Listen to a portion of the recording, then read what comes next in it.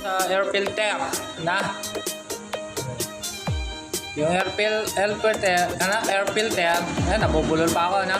Air filter, ang trabaho niyan, sinasala niya yung dumi na. Yung dumi para hindi mahigop ng ating total body na.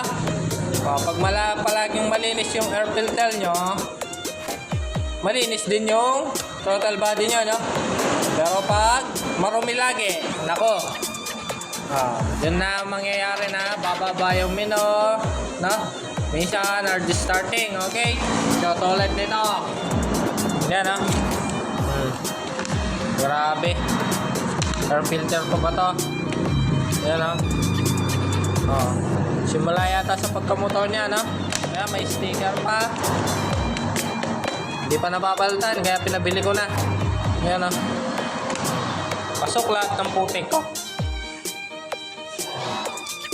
So yun, every 8,000 kilometers po, no? Pa-check nyo.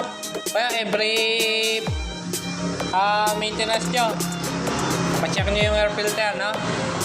Para ma-monitor. Okay?